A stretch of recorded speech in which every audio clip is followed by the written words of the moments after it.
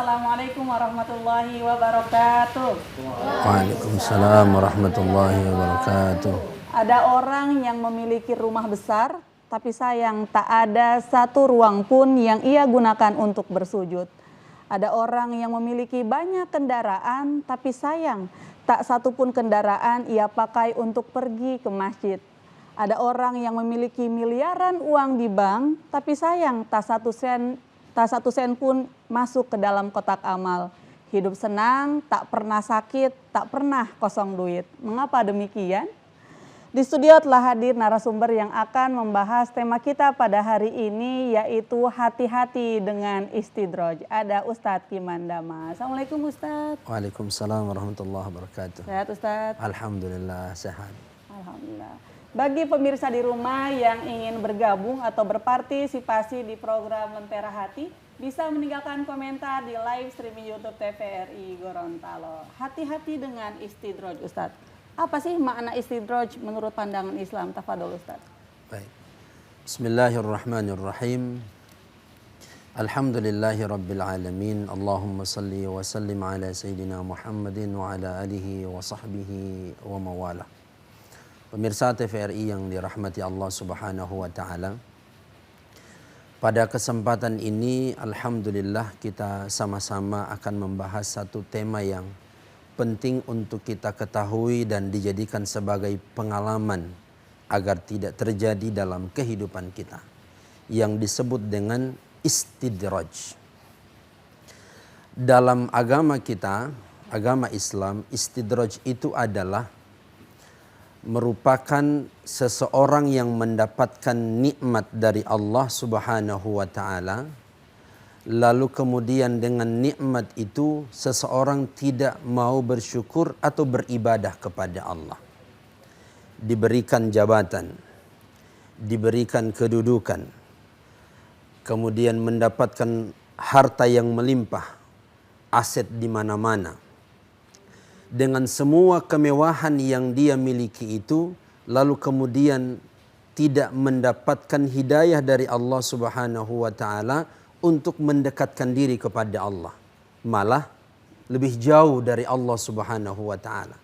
Jadi artinya istidraj ini sebenarnya adalah musibah, ujian yang Allah berikan kepada mereka yang diistimewakan dalam hal lahiriah. Dari sisi duniawi mereka luar biasa melimpah. Tapi dari sisi batiniyah, ibadah, kedekatan dengan Allah itu tidak ada. Malah jauh dari Allah Subhanahu wa taala. Makanya para sahabat, ada salah satu sahabat Uqbah bin Amir. Beliau bertanya kepada Rasulullah sallallahu alaihi wasallam terkait dengan istidraj. Hadis riwayat Imam Ahmad. Kemudian Rasulullah mengatakan, idza ra'aita Allah yu'til 'abdu 'ala dunya minad dunya. Jika engkau melihat seseorang yang Allah berikan kenikmatan dunia, ya, Allah berikan kenikmatan dunia yang melimpah, padahal di saat yang bersamaan dia bermaksiat kepada Allah Subhanahu wa taala, maka kata Rasulullah, itulah yang disebut dengan istidraj. Dan ini banyak sekali yang terjadi dalam kehidupan kita. Banyak. Ada orang yang diberikan kemewahan dalam dunia. Karirnya bagus, ya, Masya Allah, selalu naik jabatan. Harta melimpah, ya, asetnya di mana-mana. Tetapi ternyata dengan kemewahan dunia itu dia tidak bersyukur kepada Allah. Kemudian tidak pernah mengeluarkan sedekah atau membantu orang lain. Jabatan yang dia miliki dia tidak gunakan untuk bagaimana memberikan maslahat untuk orang banyak. Jabatan yang dia miliki tidak memberikan manfaat begitu banyak kepada orang lain. Malah jabatan itu dia gunakan untuk memanfaatkan atau memperkaya dirinya sendiri. Dan lalu kemudian tidak ada manfaatnya dari sisi ibadah, dari sisi dunianya. Maka itulah mereka yang termasuk orang-orang yang masuk dalam istidraj. Maka apa sih yang menjadikan orang itu, kadang-kadang kita sulit membedakan ini nikmat atau musibah. Apakah ini nikmat atau merupakan kemurahan dari Allah Subhanahu wa taala, ataukah ini bagian dari istidraj? Maka salah satunya yang bisa membedakan apakah ini kemurahan dari Allah, apakah ini merupakan pemberian nikmat dari Allah, ataukah ini merupakan bagian ujian dari Allah di mana kita diangsur-angsurkan oleh Allah malah jauh dan akan binasa. Itulah yang disebut dengan istidraj. Maka yang bisa membedakan itu adalah yaitu ketakwaan. Jikalau Allah memberikan nikmat kepada kita, lalu kemudian kita tidak terlepas dari perintah-perintah Allah. Alhamdulillah karir jalan. Harta alhamdulillah ada cukup. Lalu kemudian kita tidak lupa dengan apa yang menjadi esensi kita diciptakan oleh Allah Subhanahu wa taala. Bukankah Allah mengatakan wa ma khalaqtul jinna wal insa illa liya'budun. Dia memiliki dari sisi dunia Allah limpahkan kepadanya, tapi dia tidak lupa dengan apa yang menjadi tujuan Allah menciptakannya di alam muka bumi ini. Dia tetap beribadah kepada Allah walaupun dengan kemewahan yang dia miliki hari ini. Tapi jangan sampai sebaliknya. Kenapa?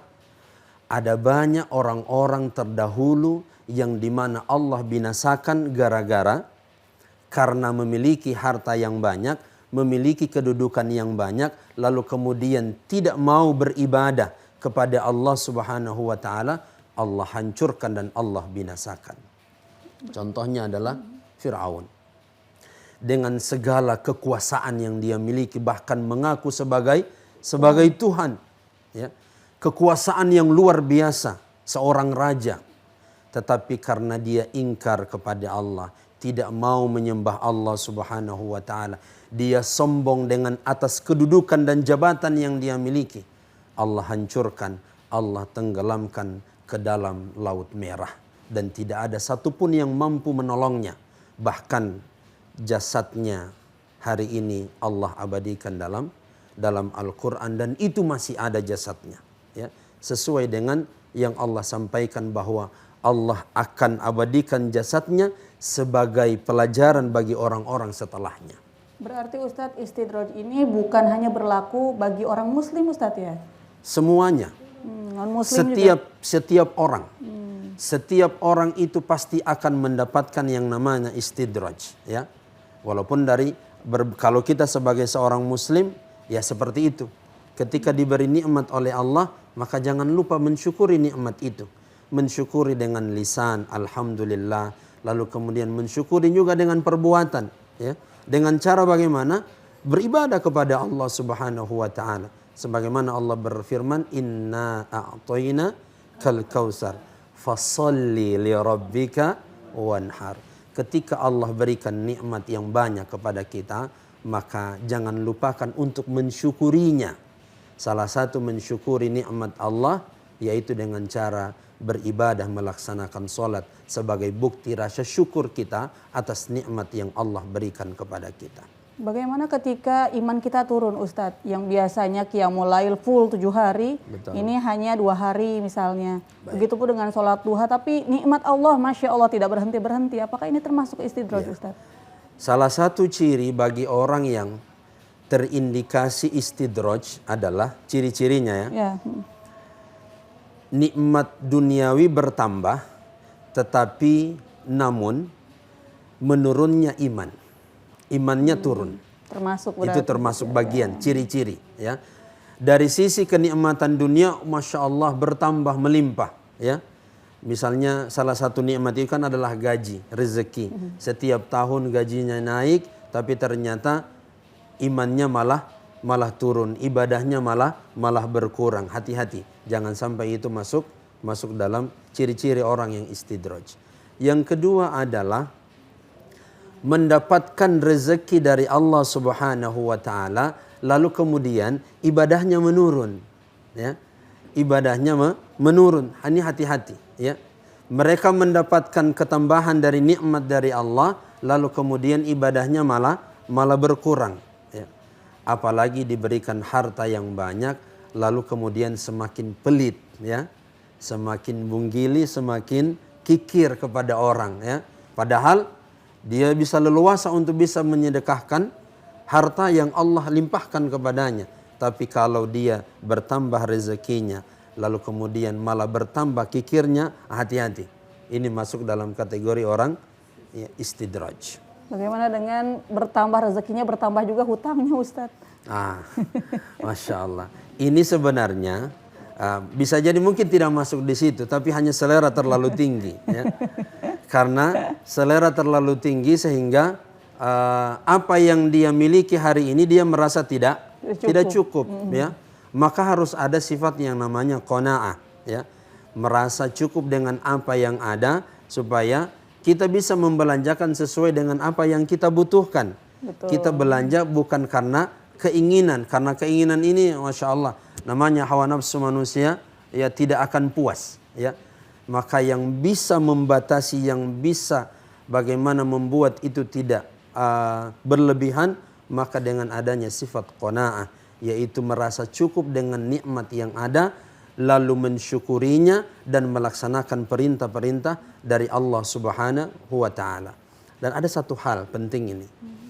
Ketika ada orang yang dilimpahkan kenikmatan oleh Allah, jangan pernah merasa bahwa Allah sementara memuliakanmu. Nah, ini penting sekali. Jangan pernah merasa ketika Allah melimpahkan semuanya kepada dirimu, memudahkan semua urusanmu, lalu engkau mengatakan bahwa Allah selalu memuliakan saya. Kenapa? Karena semua ada. Belum tentu. Dan juga tidak selamanya ketika Allah memberikan ujian. Allah memberikan ujian bukan berarti Allah menghinakan kita.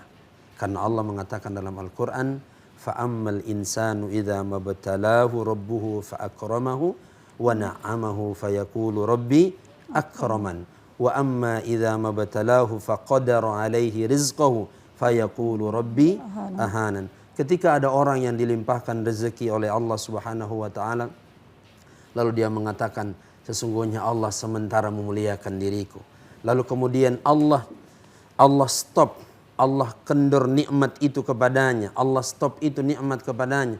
Lalu dia mengatakan, Allah telah menghinakan diriku, padahal tidak.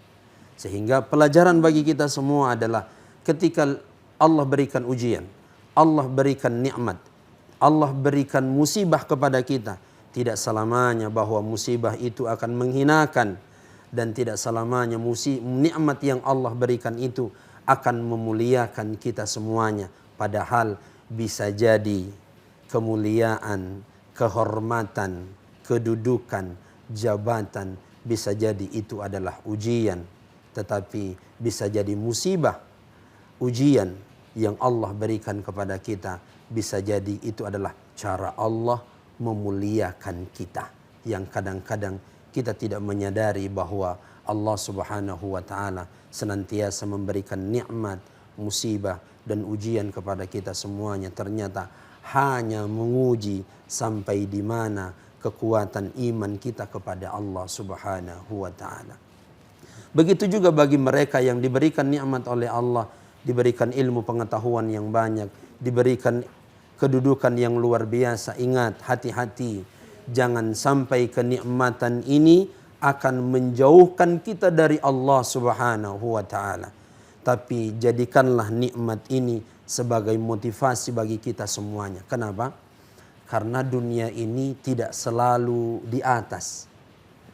Dunia ini tidak selalu berada di bawah. Allah senantiasa memutarbalikkan keadaan, di mana Allah mengatakan, wa tilkal ayyamu nudawiluha bainan nas.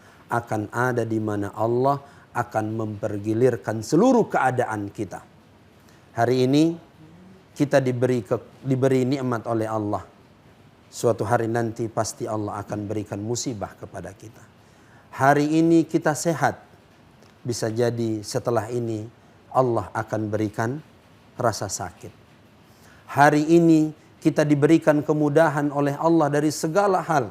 Tapi ingat, satu saat nanti kita akan diberikan kesempitan oleh Allah Subhanahu wa Ta'ala. Hari ini kita hidup, suatu saat nanti pun kita akan meninggalkan dunia ini. Maka itulah yang disebutkan oleh para ulama, ada masa periode dalam kehidupan ini akan disilih gantikan oleh Allah Subhanahu wa taala, dan itu akan menjadi pelajaran bagi kita semuanya. Apakah kita mau bersyukur atas nikmat yang Allah beri, ataukah kita akan tidak bersabar dengan nikmat yang bersabar atas ujian yang Allah berikan kepada kita? Maka itu akan kembali kepada hamba tersebut.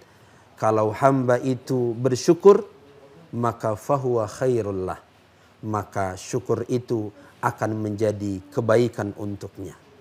Kalau diberi sesuatu yang sempit, diberi sesuatu yang tidak mengenakan, tidak gagah sekali, ya, lalu kemudian dia bersabar, maka itu akan menjadi sesuatu kebaikan untuk dirinya. Makalah itu disebut oleh Nabi SAW, perkara seorang muslim itu sangat aneh, ya. Kenapa? Ketika diberi nikmat lalu bersyukur, itu kebaikan untuknya. Lalu kemudian diberi sesuatu yang membuat dia tidak enak, membuat dia sakit hati, membuat dia gelisah, lalu kemudian dia bersabar atas apa yang Allah berikan kepadanya, maka insya Allah itu adalah kebaikan yang akan dia dapatkan. Makanya para sahabat mengatakan, apapun yang Allah berikan kepadaku, aku tidak peduli selama Allah tidak marah kepadaku. Masya Allah, seperti itu. Masya Allah. Baik Ustadz, kita harus jeda sejenak. Pemirsa, saat lagi kita akan kembali. Jangan kemana-mana, tetap di program Lentera Hati. Alhamdulillah, damai di hati.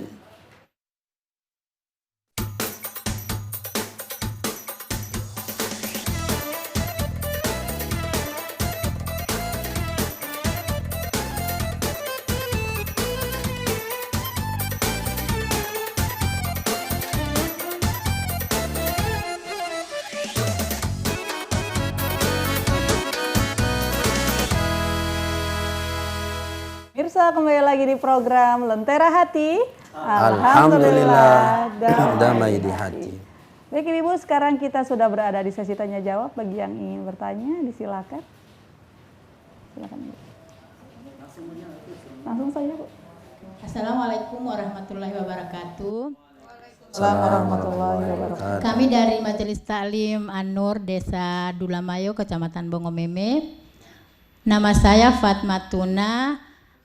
Pertanyaan saya, apakah judi online, dia kan dapat di judi online atau judi apa saja, akhirnya itu uang dibagi-bagi, apakah termasuk istidraj? Terima kasih. Baik, ceritanya hoki dalam judi Ustadz. Akhirnya dia bagi-bagi itu uang. Bagaimana ya Ustadz, termasuk istidraj? Baik, terima kasih.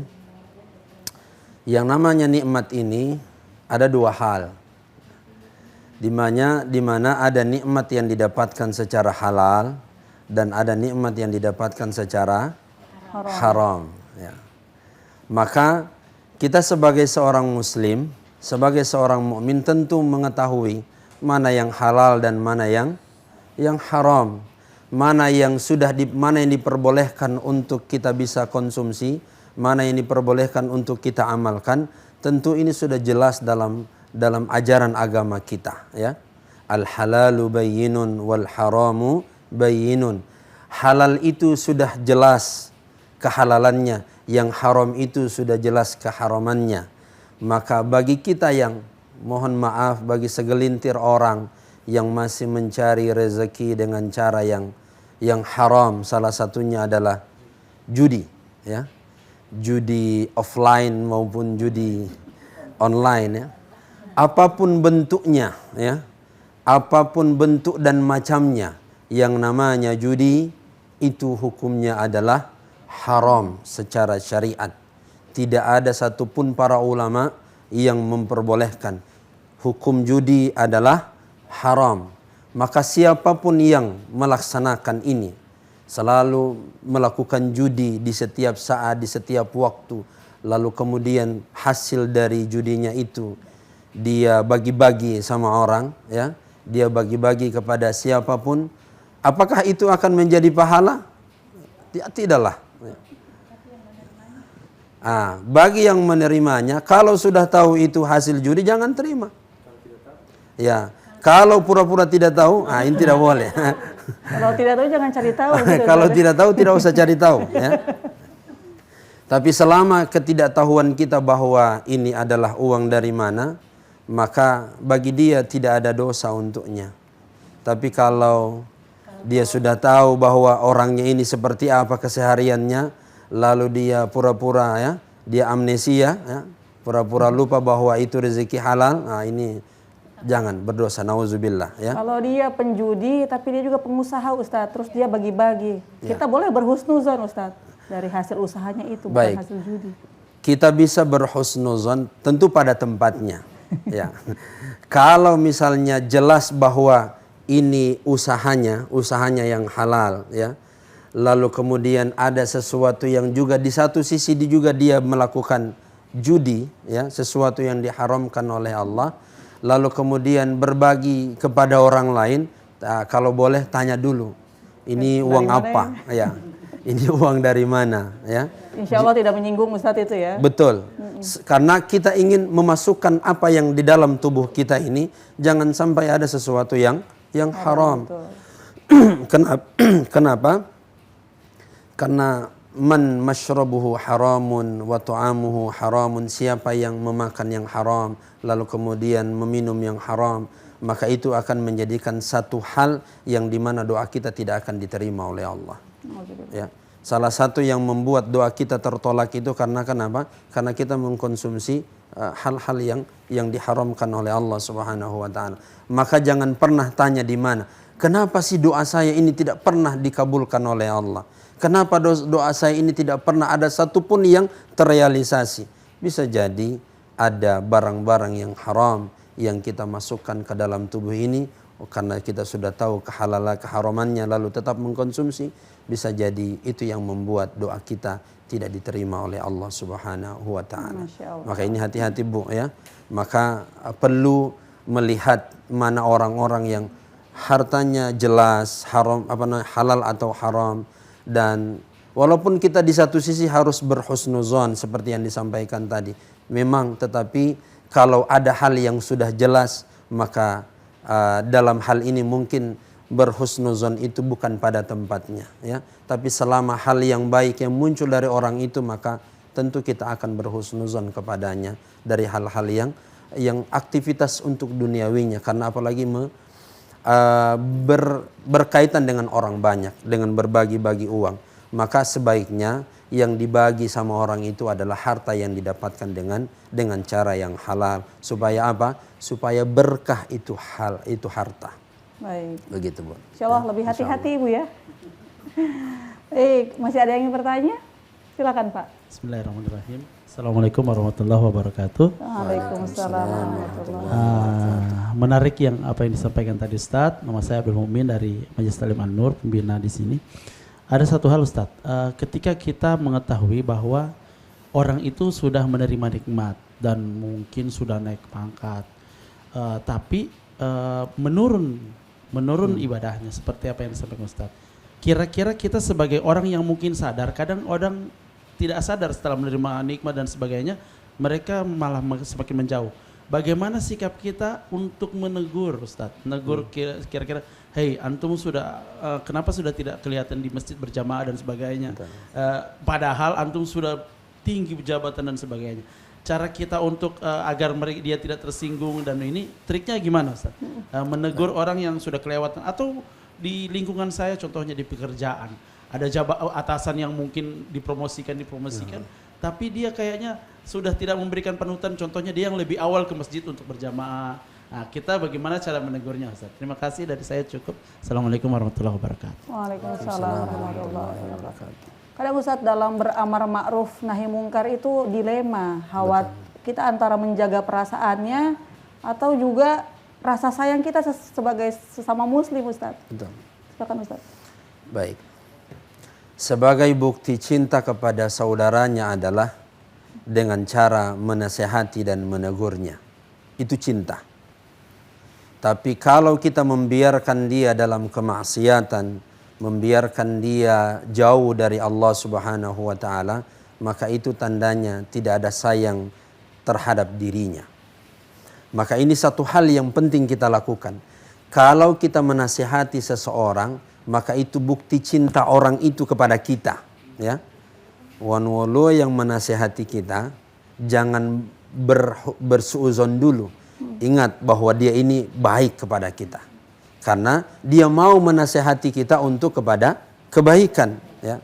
Kadang-kadang ada orang yang ketika dinasehati malah pandangnya, sok suci kau ini. Betul. Ya kan begitu. Tidak semua orang suka dinasehati. Betul. Padahal kita juga harus memandangnya bahwa orang ini sayang kepada kita. Betul. Sehingga dia ini, Masya Allah, menasihati kita ketika kita sudah mulai keluar dari jalur yang sebenarnya, sudah menyimpang, sudah jauh dari Allah. Maka satu hal yang penting untuk bagi seorang muslim ketika ingin menasihati orang lain, ketika mendapatkan nikmat dari Allah, lalu sudah mulai menurun ibadahnya, cara menegurnya adalah tegurlah pada saat tinggal berdua. Ini jangan pernah menegurnya di depan orang banyak, ya. Apalagi yang ditegur atasan, ya. Lalu kemudian atasannya di depan para pegawai dan karyawannya, bawahannya. Wah, itu kata Imam Syafi'i, itu bukan menasehati tapi kau menghina, ya. Engkau menghinanya atau merendahkannya. Ini yang pertama, ya. Ketika kita ingin menasihati orang lain ketika mendapatkan nikmat dari Allah Subhanahu wa taala, maka tegurlah, nasihatilah dia ketika engkau tinggal berdua dengannya, ketika dalam satu ruangan atau dalam satu masjid atau satu tempat. Dan yang kedua adalah cara menyampaikannya harus memilih kata-kata yang sangat baik, ya. Memilih kata-kata yang tidak seolah-olah menggurui dia, ya. Tidak seolah-olah bagaimana kita merasa bahwa kita lebih baik darinya. Ini penting sekali, ya. Kadang-kadang ada orang seperti itu, ya. Merasa kita lebih baik dari dia sehingga kita sembarangan bicara, ya. Tapi bagaimana kita memilih kata-kata yang dimana dia mungkin akan menerima kalimat itu. Walaupun sebenarnya dalam menasihati ya terserah ente mau terima atau tidak, ya. Yang penting ana sudah menasihati, ya. Ana sudah mengingatkan antum dalam kebaikan, tetapi agar nasihat yang peringatan yang kita sampaikan kepadanya itu bisa terterima dan bisa akan menjadi satu renungan untuknya, maka pilihlah kata-kata yang insya Allah yang tidak membuat dia akan tersinggung. Yang ketiga adalah kalau kita merasa saya tidak mampu menegurnya, tapi saya suka mengingatkan dia. Cuman kalau dilihat dari posisi sayanya, rasa-rasanya saya tidak pantas untuk menegurnya. Tapi dia sudah mulai berubah, ya. Ibadahnya sudah mulai menurun, ya.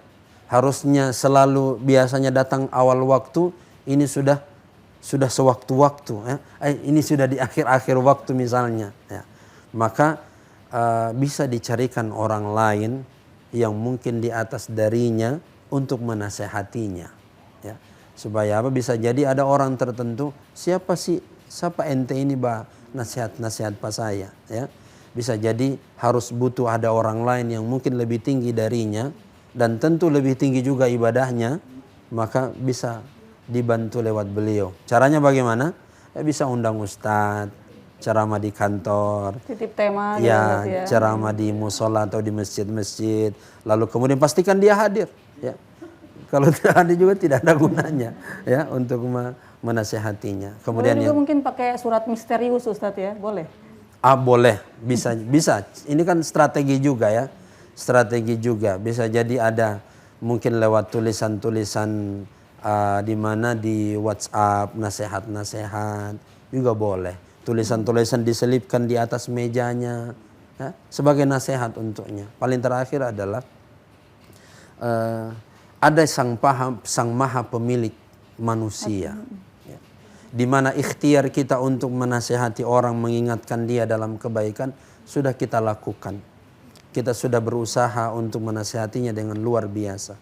tetapi ada sang pemilik yang dimana yang memberikan hidayah kepada kita, yaitu berdoa kepada Allah Subhanahu wa taala agar dia diberi hidayah oleh Allah untuk kembali kepada jalan yang sebelumnya atau sebenarnya. Ihdinas siratal mustaqim. Mungkin begitu. Insya Allah bermanfaat Pak Mukmin. Ustaz, sudah ada pertanyaan masuk di live streaming YouTube. Yang pertama pertanyaan dari Ibu Jurlin Abunga. Assalamualaikum Ustaz. Mengapa orang yang rajin ibadah, rajin puasa, sholat, ngaji, hidupnya penuh dengan kesusahan, penderitaan, sementara orang penipu, peminum, homer, pezina, koruptor, pembohong, hidupnya tenang. Kenapa tak ada kesusahan?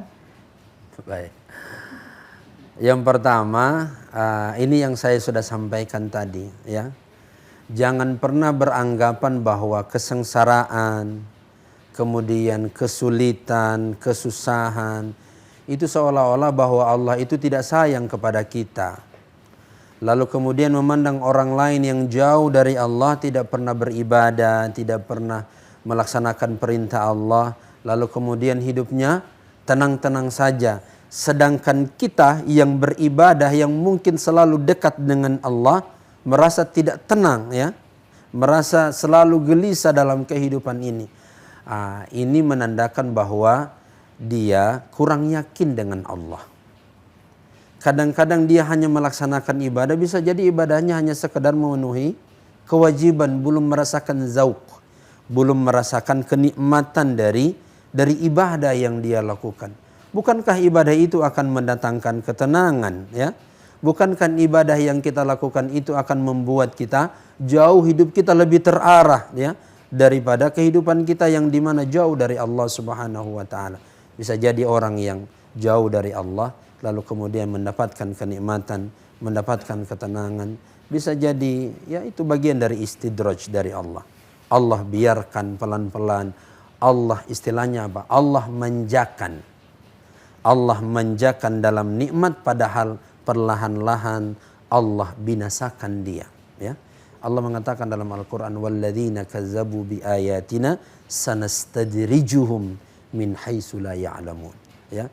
Orang-orang yang mendustakan agama Allah, orang-orang yang tidak melaksanakan perintah-perintah Allah, maka Allah sanastadrijuhum, maka Allah akan perlahan-lahan akan membinasakan dia, sementara dia tidak merasa sadar apa yang Allah lakukan kepada dirinya. Maka ketika kita senantiasa beribadah kepada Allah, maka senantiasa mengikhlaskan semua niat ini lillahi ta'ala. Ingatlah, ketika kita jauh dari Allah, apakah Allah akan membiarkan kita? Tidak, wallah. Tidak akan pernah Allah membiarkan kita selama kita dekat dengan Allah Subhanahu wa ta'ala. Tetapi ada segelintir orang yang dimana jauh dari Allah lalu kemudian hidupnya serba ada. Ingatlah, itulah yang disebut dengan istidraj, ya. Hari ini senang-senang padahal sebenarnya Allah sedang menggilir dia kepada kebinasaan dan kehancuran.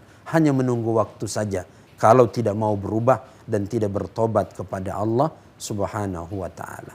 Begitu. Tapi Ustaz, yang ada di benak saya Ustaz, kadang kita tidak boleh juga menghukumi orang, dia ini ibadahnya kurang, tapi luar biasa hidupnya, istidraj ini gitu. Bisa jadi dia punya ibadah unggulan Ustaz. Baik, betul. Ya, bisa jadi seperti itu, ya. Di mana mungkin secara zahir kalau kita lihat ya tidak pernah ibadah, tidak apa dan begini. Biasa-biasa saja. Ya, biasa-biasa saja. Bisa jadi ada amalan-amalan tertentu yang di mana kita tidak mengamalkannya. Kita tidak tahu. Iya, gitu. kita tidak tahu apa yang diamalkan di saat-saat dia di saat-saat jauh dari keramaian orang. Betul. Bisa Ada jadi salah dia satu, ya, birrul ada, walidain begitu betul. Ustaz kan. Ada salah satu sahabat yang dimana Rasulullah mengatakan kepada para sahabat yang berkumpul saat itu, akan datang kepada kalian orang penghuni surga. Lalu kemudian keluarlah seseorang itu, sahabat itu. Lalu orang ini, salah satu sahabat yang disampaikan oleh Nabi itu, lalu kemudian penasaran, Amalan apa ini yang membuat orang ini lalu kemudian bisa Dijanjikan surga. bisa disampaikan oleh Nabi masuk surga? Otomatis kan pasti benar itu karena Rasulullah yang menyampaikan. Diikutilah orang itu sampai dia menginap di rumahnya untuk mengetahui amalan apa yang dia lakukan. Ternyata dia lihat, wah kalau ibadahnya biasa-biasa saja, dia sholat 5 waktu biasa saja. Tapi ternyata dia lalu kemudian bertanya langsung kepada orang itu. Lalu apa yang dia sampaikan? Aku sebelum tidur, aku telah memaafkan orang yang pernah berbuat salah kepadaku. Ya, sebelum aku tidur, aku memaafkan semua orang yang pernah melakukan kesalahan kepadaku hari itu. Ya. Masya Allah, Bisa jadi amalan orang hati, tidak, Ustaz, iya, ya. melembutkan hatinya. Dia memaafkan orang yang pernah melakukan kesalahan padanya hari itu. Jadi dia sebelum tidur dia sudah memaafkan semua kesalahan orang. Dan ini mungkin orang tidak pernah melakukan itu, atau bahkan hari ini masih dendam, hari ini masih marah, masih dengki kepada orang tersebut. Tapi ada hal-hal amalan kecil yang membuat kemudian Allah memberikan sesuatu yang luar biasa kepada orang tersebut. Walaupun secara zahir kita melihatnya tidak ada yang istimewa. Masya Allah. Baik Ustaz, kita harus break sejenak. Pemirsa, saat lagi kita akan kembali. Jangan kemana-mana, tetap di program Lentera Hati. Alhamdulillah, damai di hati.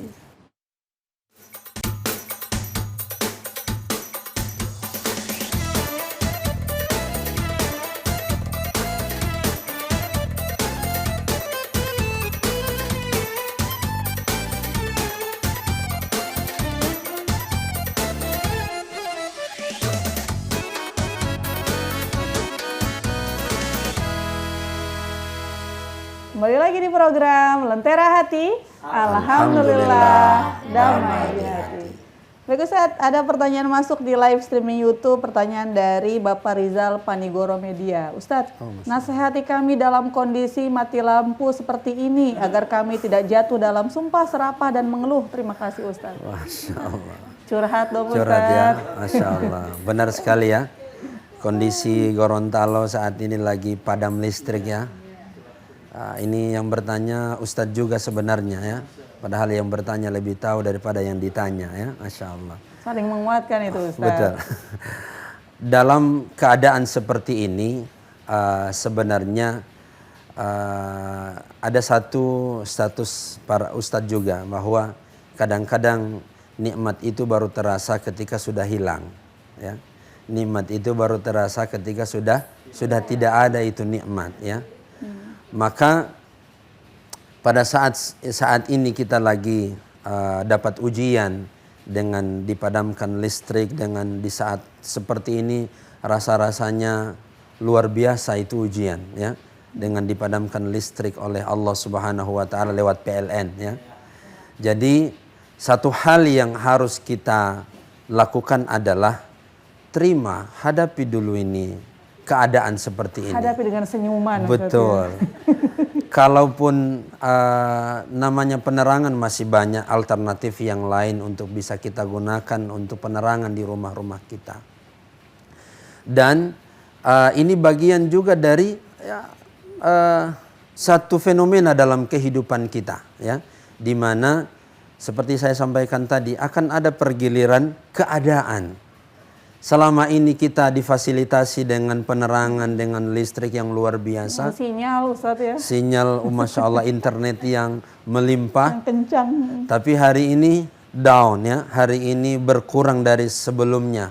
Maka hal ini adalah membuat kita harus senantiasa ya, tidak ada kata lain kecuali menunggu dan bersabar. Mudah-mudahan segera pulih kembali ini listrik. Dan satu hal, jangan pernah mencemooh ya.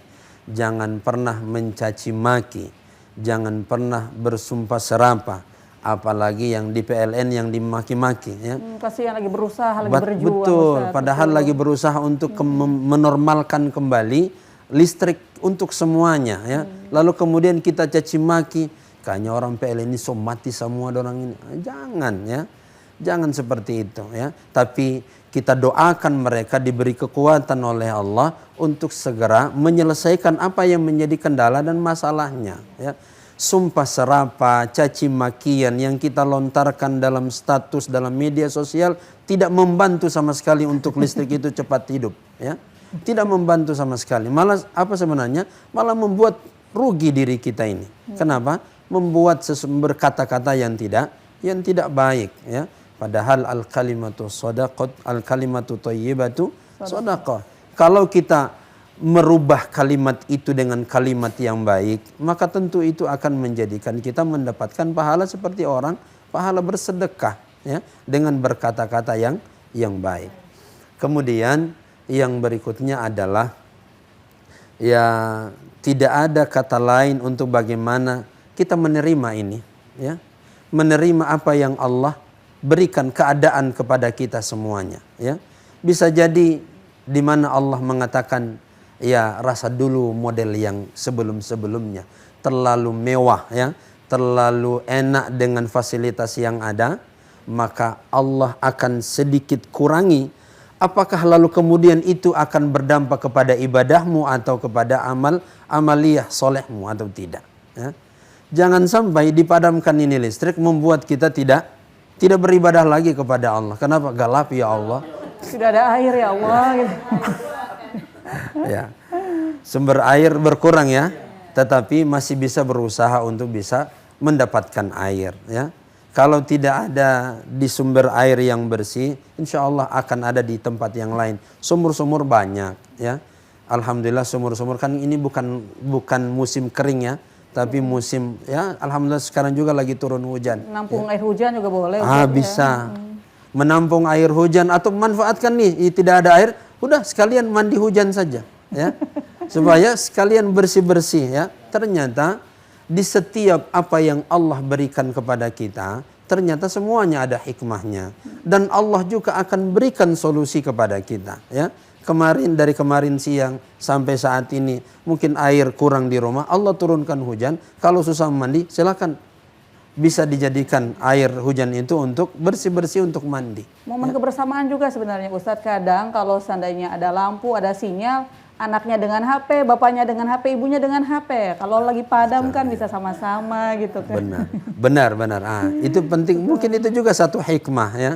Satu hikmah dari Allah dengan dipadamkan listrik, lalu kemudian kadang-kadang suaminya sibuk dengan handphonenya, istrinya juga sibuk dengan handphonenya, anak-anak juga sibuk dengan kesibukannya masing-masing. Bisa jadi dengan Allah padamkan listrik itu, ya bisa bersua kembali, bercengkrama, bisa bermain dengan anak-anak, bisa bercanda dengan anak-anak. Ya mungkin selama ini sibuk dengan urusannya masing-masing, ketika Allah padamkan, maka bisa jadi itu satu hal yang Allah di mana, ayo kumpul dulu dengan keluargamu untuk bagaimana bisa menguatkan cinta di antara semuanya. Istri dengan suami, suami dengan istrinya, anak dengan ayahnya, anak dengan ibunya. Insya Allah dengan hal itu, insya Allah akan menjadi bagian dari hikmah di mana Allah padamkan listrik ini, ya. Masya Allah. Insya Allah. Kira-kira begitu Pak Haji, ya, Masya Allah. Pak Haji Rizal Panigoro. Baik. Kembali lagi ke Bapak Ibu yang ada di studio, masih ada yang bertanya, Bu? Tidak ada? Baik Ustadz, bahaya, kembali lagi ke tema Ustadz. Betul. Tentang istidroj. Kira-kira ada tidak Ustadz bahaya dari istidroj ini Ustadz? Baik. Bahaya dari istidroj ini adalah di mana yang membuat sesuatu yang berbahaya dan harus hati-hati untuk kita itu adalah di mana kita akan jauh dari Allah. Sebenarnya itu. Sebenarnya yang paling penting itu adalah di mana kita akan merasa dijauhkan dari Allah. Padahal kita merasa bahwa Allah sedang memuliakan saya, ya. Padahal sebenarnya Allah sementara membinasakan dia walaupun dia tidak menyadarinya. Sebenarnya itu inti dari istidroj itu adalah jangan sampai kita ini jauh dari Allah Subhanahu wa taala, ya. Kalau kita sudah jauh dari Allah, apa sebenarnya yang kita inginkan dari dunia ini, lalu kemudian Allah sudah jauh dari kita. Kenikmatan yang Allah berikan hari ini sebenarnya cuma hampa saja. Satu saat nanti kalau Allah murka, Allah akan ambil, Allah akan binasakan, Allah akan hancurkan saat itu juga. Lalu apa yang akan terjadi pada kita? Pasti akan kebingungan, akan putus asa ketika nikmat itu tiba-tiba Allah cabut. Baru bagaimana agar tidak terlena dengan ujian nikmat, Ustadz? Ya. Kalau misal supaya kita tidak terlena dengan nikmat yang Allah berikan kepada kita, maka manfaatkan nikmat itu untuk ibadah. Manfaatkan nikmat itu untuk mendapatkan kebahagiaan dari Allah Subhanahu wa taala. Ketika kita diberikan jabatan, alhamdulillah. Karir kita bagus, ya.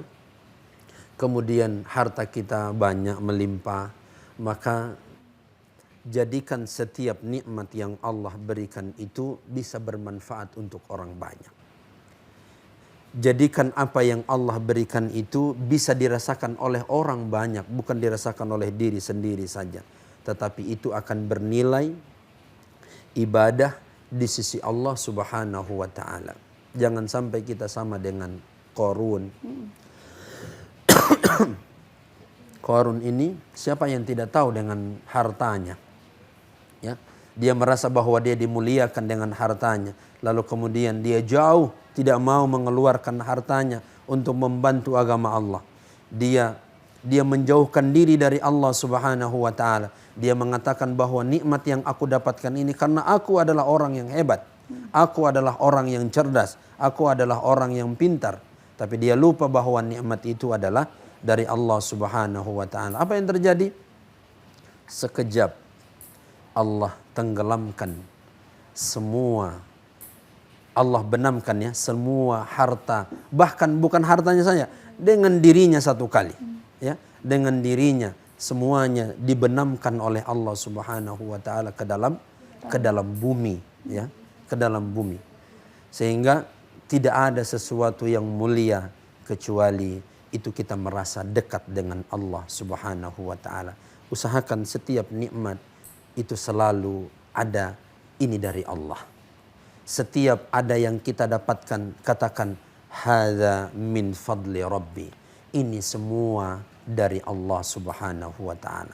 Jangan pernah merasa bahwa ini karena saya, ini karena tipai tua, ini karena orang tua saya, ini karena seseorang. Jangan. Tapi katakanlah ini semua adalah dari Allah Subhanahu wa taala. Karena ini dari Allah, maka kita pun mensyukurinya kepada Allah Subhanahu wa taala. La in syakartum la azidannakum. Paling tidak, kalaupun Allah tidak menambah rezeki kita, paling tidak Allah memberkahi rezeki itu. Supaya apa? Manfaatnya jauh banyak. Mohon maaf, berkah itu tidak selalu berkaitan dengan jumlahnya banyak, ya. Saya ulangi lagi. Keberkahan itu tidak selalu berkaitan dengan banyaknya. Tapi keberkahan itu adalah di mana kita selalu merasa bahwa Allah itu selalu ada dalam setiap saat ketika kita membutuhkan sesuatu. Ya, itu yang luar biasa. Baik Ustadz, kita sudah berada di penghujung acara. Mohon memberikan closing statement, ditutup dengan doa Ustadz. Baik.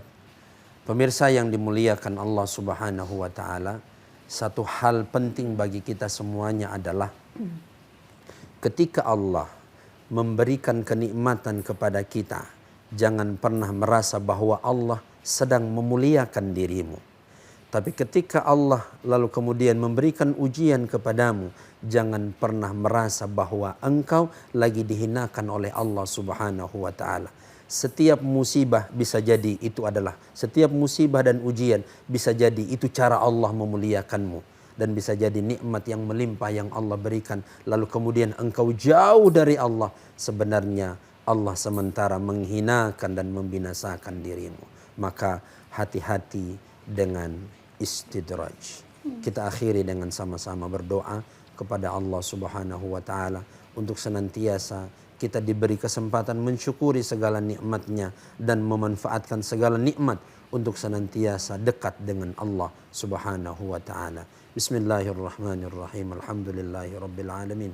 Allahumma salli wa sallim ala sayyidina Muhammadin wa ala alihi wa ashabihi ajma'in. Allahumma ighfir lana dhunubana wa liwalidayna warhamhum kama rabbawna shighara. Allahumma ij'alil jam'ana hadha jam'an marhuma waj'al tafarruqana min ba'dihi tafarruqan ma'suma.